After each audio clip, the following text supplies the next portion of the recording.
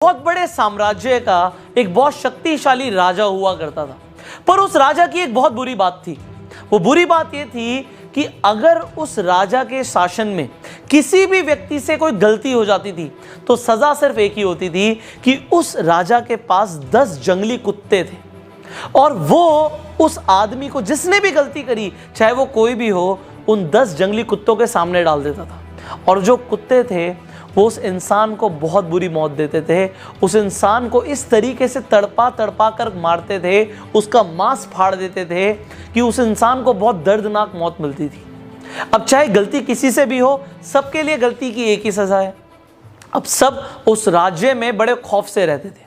अब होता क्या है, एक बार उस राज्य के महामंत्री से एक भूल हो जाती है, एक गलती हो जाती है, और वो गलती होती है हिसाब के अंदर। जब राजकोष की बात आती है तो हिसाब में गलती हो जाती है। अब जो महामंत्री है वो राजा से माफी भी मांगता है कि मैं इतने सालों से काम कर रहा हूं, मुझसे हिसाब में कुछ गलती हो गई, मुझे माफ कर दीजिए।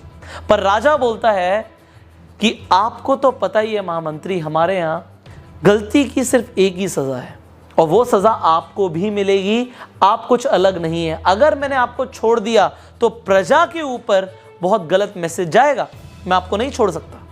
अब महामंत्री को जब पता लगता है कि उसे भी वही सजा मिलने वाली है कि 10 जंगली कुत्तों के सामने उसे भी डाल दिया जाएगा, तो राजा से बोलता है कि प्रभु मेरी आखिरी इच्छा है एक।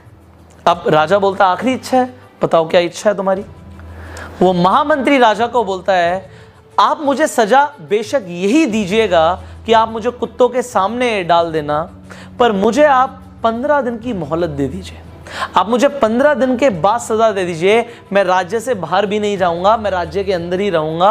आप मुझे सिर्फ 15 दिन की मोहलत दे दीजिए, मैं 15 दिन और जिंदा रहना चाहता हूं। अब राजा